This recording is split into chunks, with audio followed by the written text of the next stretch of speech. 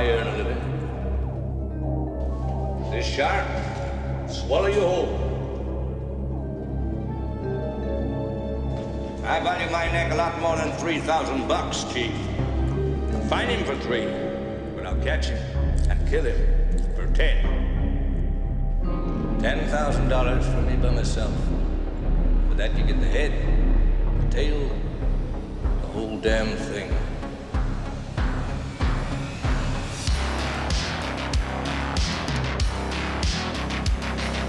You yell shark. We've got a panic on our hands on the 4th of July.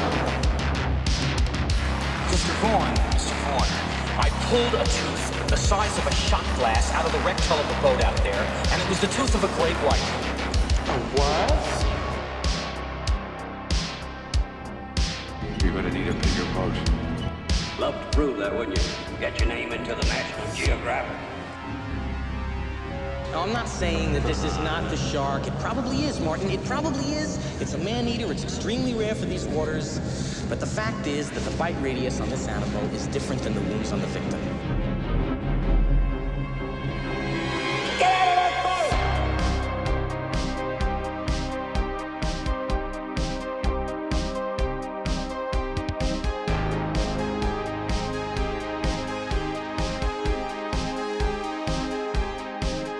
Oh, this is not a boat accident. There wasn't any propeller. There wasn't any coral reef. And it wasn't Jack the Ripper.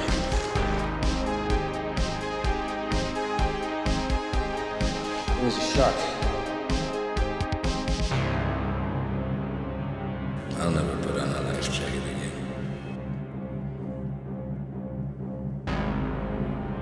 Welcome back to the Jaws Obsession, where we are here to share with you, prove to you, convince you, or remind you that Jaws is the greatest movie of all time.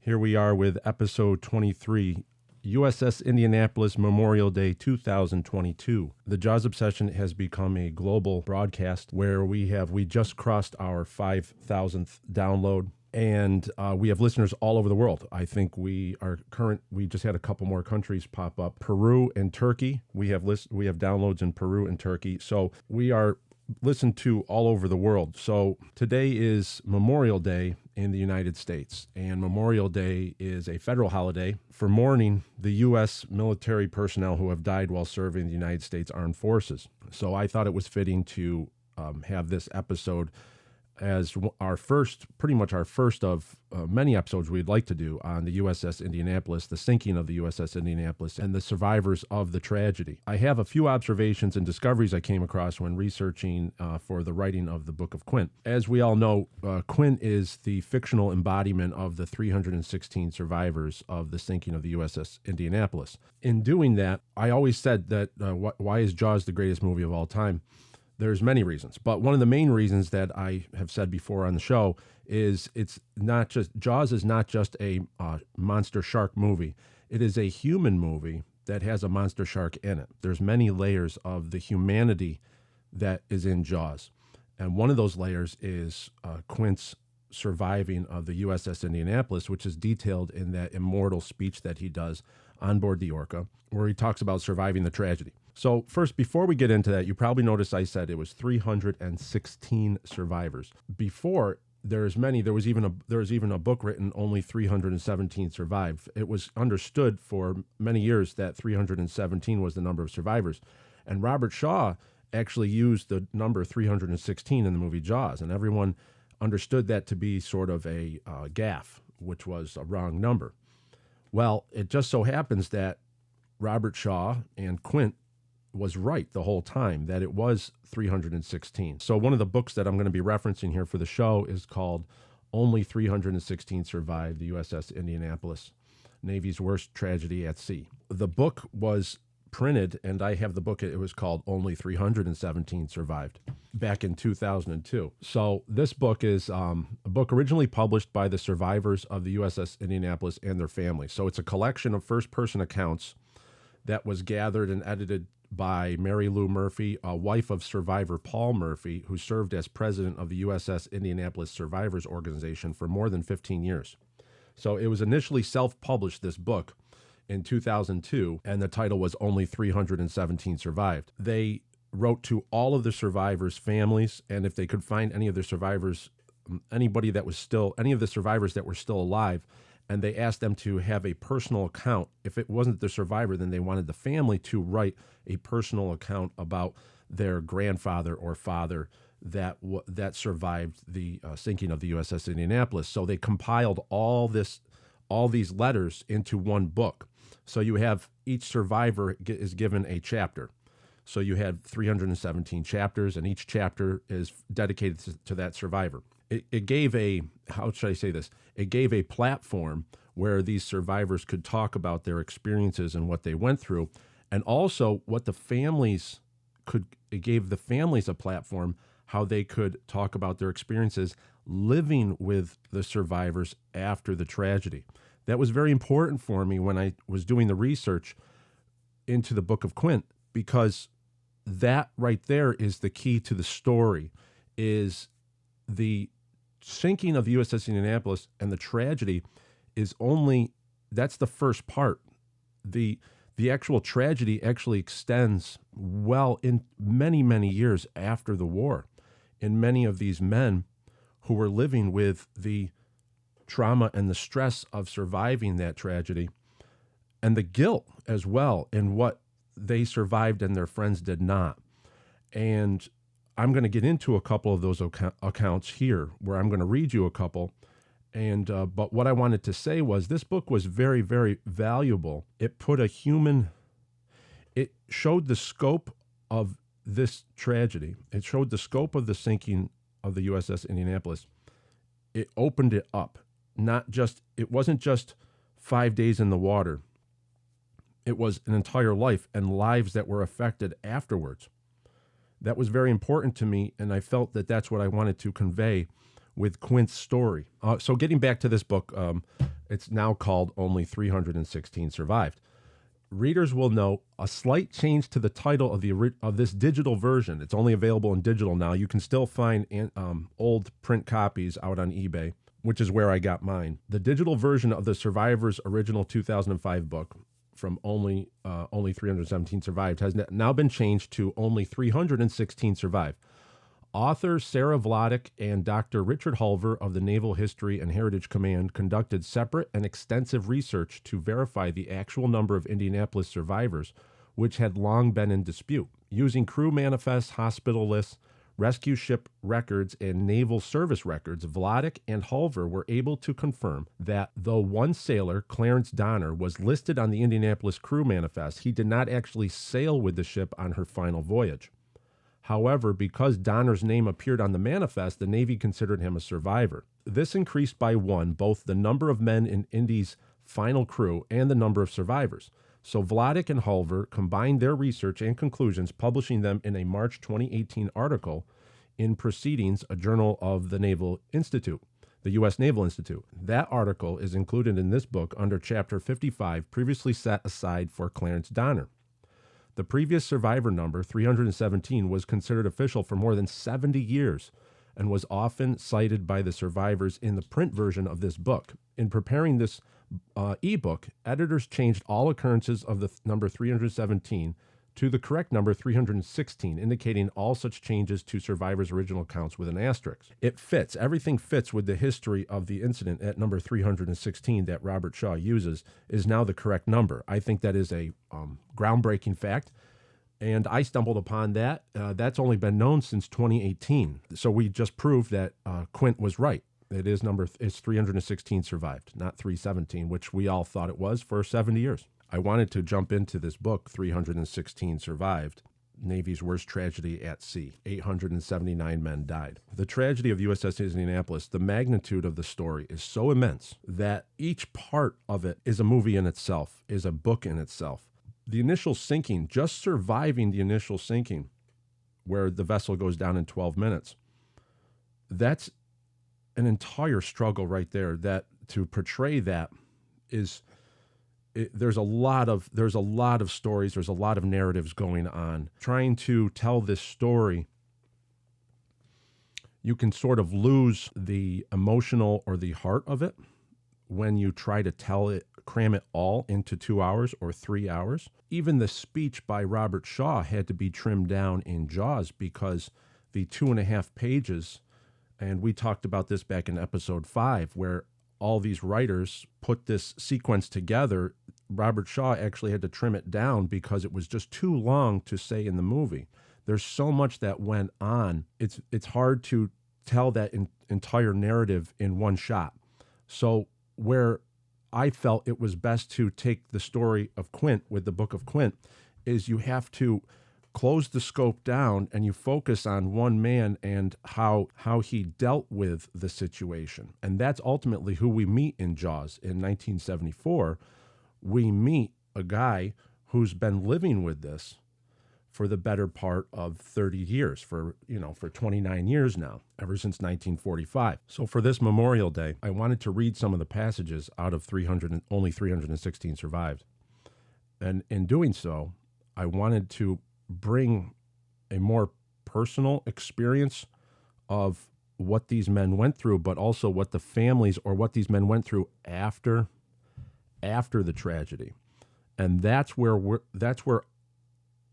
are focusing on with the Book of Quint, is after the tragedy. So that's why the Book of Quint opens up on the last day, the 5th day in the water, the sinking of the USS Indianapolis, because after that, the story takes off. You're witnessing the aftermath, and that's very important, what we are dealing with today with many coming back from war. Chapter 114, this is survivor number 114. His name was Yeoman 3rd Class William O. Hoskins. His date of birth was June 18th, 1909. So his account, he was already passed away, and his account was respectfully submitted by survivor Hoskins' oldest daughter, Carla Churchill. Our father enlisted in the Navy in 1944 or 45 at the age of 34 or 35. He was much older than most of other sailors.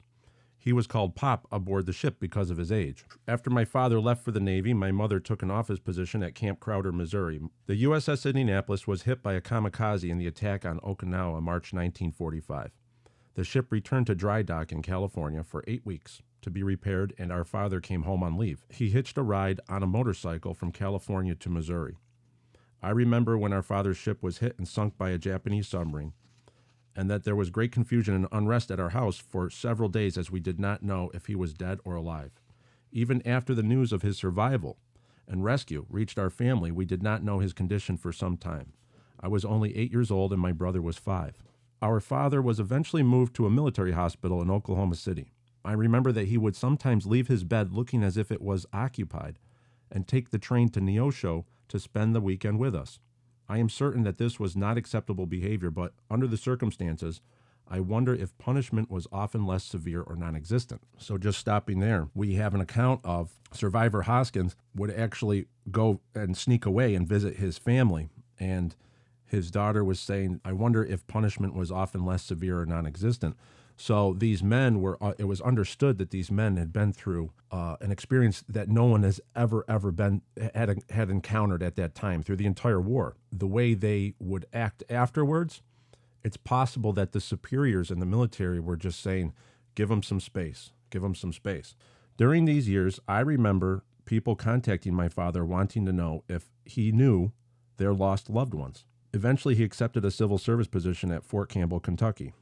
He worked in the quartermaster office on base. My father, mother, brother, and I moved to base housing. My father continued to experience a restless life. He had many friends and spent numerous hours with them at the American Legion Club.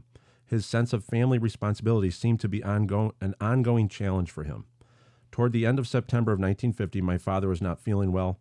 However, he continued to work. He took me to my music lesson on Saturday of that week, and later that day he was admitted to a hospital in Hopkinsville for observation. That was the last time I saw my father alive. His condition seriously deteriorated that week, and he was moved to a veterans hospital in Louisville, Kentucky. He died October 3rd, 1950 of hepatitis and uremia poisoning. Our family's life was changed forever. For unknown reasons, our father had cashed in his $10,000 government insurance policy several months before his death. We were homeless and without adequate or sufficient living funds. As a strong person, our mother took an aggressive position trying to prove that our father's death was related to the USS Indianapolis experience. She believed this to be a reality, but lost the battle with the government as she could not prove her beliefs. She did learn that legislation had been passed shortly before his death that would account his military service years towards Social Security. This entitled us to the lowest level of benefits. Life was not easy. USS Indianapolis survivors would end up having a reunion where they would get together in Indianapolis and talk to each other and share stories, trying to deal with the aftermath of the tragedy. She talks about how she attended some of those. She says, as Chapter 114 closes, I wish to share that a grandson of our dad, Seaman Apprentice Russell W. Hoskins, 21 years old, graduated from boot camp training at Great Lakes Naval Recruit Command Center in May 2002. This is the same place our dad completed his training 58 years ago. A number of survivors were in attendance at Russell's graduation as they dedicated the new swimming pool building named for the USS Indianapolis. I end this narrative with a loving tribute to our father's tenacity in surviving the Indianapolis tragedy in order to return to his family. I regret that he had such a short number of years and that readjustment seemed to be impossible for him. He made special contributions to his family, friends, and colleagues in his limited numbers of years on Earth. So that was the first one that I wanted to highlight, a survivor whose life just went downhill. He started his responsibilities to his family. He just kind of became very distant after coming back from the sinking of the USS Indianapolis, and he ends up dying at the age of 50 years old in 1950, which is only 5 years later. So he only got to spend 5 years with his family after the sinking. Okay, so the next survivor would be Chapter 34. We have Aviation Ordnance Man 3rd Class Lewis D. Campbell. This one is also written by the survivor's daughter, Bonnie. My dad was born in Nebraska in November 1924. He came to Richmond, California as a teenager and made Richmond his home. He went into the Navy and was soon on board the USS Indianapolis as an aviation ordnanceman. He told me that he wanted to make the Navy his career. However, that all changed when the Indianapolis went down. Part of my dad went down with her. He was never the same physically or mentally. In 1948, he married Barbara Livingston. This was after the war. He had met her when he was in school, and they had 8 children. I was the youngest. And as I got a little older, I could hear screaming in the night. It was my dad. I did not know for many years why he was having bad dreams. He told me one day that he had been on the USS Indianapolis and that she had been sunk, taking many crew members down with her. He hated himself for some of the things he did. He cried when he told me how he had to take life jackets off the sailors when they died. He never did get over that, and he never forgot the screams of his buddies. I think we kids were the only kids on the block that could drink anything we wanted before going to bed. Dad always told us that we could have all the water we wanted. As time went by, the ties between my mom and dad came to an end. I did not see my dad for quite some time, until I was out of high school. I had a drawing that I had done of the USS Indianapolis. When he came by years later to see us, I gave him that drawing. That was the last time I was to see him. In 1999, alcohol took him down. I have attended several reunions. The USS Indianapolis Survivors Group makes me feel like family when I am with you. I will keep you in my prayers. Again, thank you for asking me to complete Chapter 34. Survivor Campbell on Chapter 34, what we have is we have an accounting by his daughter is this man was very troubled afterwards, and so much that his reaction, there was a lot of shouting and screaming at night. He probably had trouble sleeping. What I thought listen to the very human reaction of as kids, we were the only kids on the block that could drink anything we wanted before going to bed. Dad always told us we could have all the water we wanted. So here, this man was so thirsty for those 5 days that years later, he's making sure his kids always have water. So there would be glasses of water around the house, and he would never even take that for granted afterwards, just a glass of fresh water. That right there brings such a human moment to this tragedy. And these are the little things that I wanted to focus on as we tell the story of Quint, because these men were real, and these are real reactions to such a tragic event. Ultimately, he couldn't deal with it, and he leaves his family, and then alcohol takes him down. So he got into alcohol. That's how he dealt with it, and led to another tragedy, which was, how would his life have been different if he didn't go through this? So there's a cause for everything. There's a cause and there's an effect. And these are the little things that that you come across when I was doing the research that can lead to it's a very important piece to how we can appreciate the character of Quint. Remember, Quint is the fictional embodiment of all these men put together. And when you realize that, when you stand back, you sit there and you say, wow, that's where Jaws has a whole new, it's a very, very special movie, because these men are represented in this one character. We're going to do one more here. Chapter 86, Survivor Gibson. So this is Gunner's Mate 3rd Class Buck W. Gibson. Was born on June 13th, 1922. Now he has it's a very extensive chapter. It's quite a few pages. But I'm going to read some of the parts that he puts a very realistic tone onto this tragedy. I remember when I read this part, it gave me a whole new understanding on what to portray during the writing of the book. But more so, listening to this is an actual survivor, a Gunner's Mate 3rd Class Gibson. Listening to these couple of paragraphs here, this is real. This is not a screenplay for a movie. This really happened. As far as I know, none of my gun crew survived. All the gunner's mates hung out around a small area called the Gun Shack, where we drank coffee and talked. One of my very good friends from this group, Joseph Durand of New Orleans, did not survive. He slid under the number 3 8-inch gun mount when we were hit. He broke his back, then slid into the water. I feel a great sense of guilt that I never tried to locate his family to tell them what happened to him. We had made it to another daybreak. I kept looking for that tin can coming to our rescue. I was already so weary from trying to hold my place on the net. I knew I had to preserve my strength until we were picked up. As dawn broke, I could see debris scattered everywhere. Dead bodies were floating all around us. I was floating with only my shoulders and head out of the water. From the time we hit the water, sharks started attacking us. All of the 5 days I was in the water, sharks attacked men next to me, pulling them under. We tried splashing and screaming to scare them away, but a hungry shark smelling blood and death is not easy to scare. Without a warning, a shark would grab a body and carry it off, or if they took only a piece of the body, we knew they would be back for the rest. We moved away as quickly as we could. We got away from anyone who was burned or smelled of blood, as this was a sure invitation for a shark attack. As soon as a man expired, we cut him loose from the net as bait for the sharks in hopes they would not come back for us. We would say a prayer, cut them loose, and bury them at sea. When you hear the screams of someone being pulled away by a shark, it is a scream like nothing you have ever heard or will ever forget.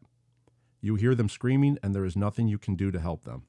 And he continues on. There's some paragraphs that I don't want to get into because they're a little graphic, but there is this tragedy was much worse than what we heard in Jaws. There's a lot more going on, and I believe that there should be more awareness for what these men went through, that it's not just a speech on the orca in Jaws. There's so much more that happened, and it's up to us to push that out there and to let people know what happened. So Gunner's Mate Gibson writes later on in the chapter, he said, "The older I get, the more it bothers me. There is not one day that passes that I do not think about my days in the water, my lost friends. I can still hear the screams. My wife tells me I cry out and yell in my sleep, and that I talk to myself all the time. I relive these nightmares over and over. I am still extremely nervous and jumpy. My family told me when I first came home from the hospital and I was sleeping, no one would go near me or touch me, as I was so nervous I would attack them. Words are inadequate to express my feeling, and no one can really know the horror I have been through." That was Gunner's Mate 3rd Class Gibson. And you can find all these accounts in the book, Only 316 Survived. That's the name of the book now. It was under the name Only 317 Survived. You can find it on Amazon. There's a Kindle edition is available on Amazon. They include pictures of these survivors. So in closing, on this Memorial Day, I wanted to bring awareness to the real survivors of the USS Indianapolis, not just the men who died, but the men who lived afterwards. The tragedy continued, and the aftermath and how these men's lives were affected, they were each different in their own way. And that's where Quint's story really takes root. Quint's struggles and isolation as he deals with the lingering guilt and stress from not just the living through and experiencing the tragedy of the USS Indianapolis, but the years of surviving.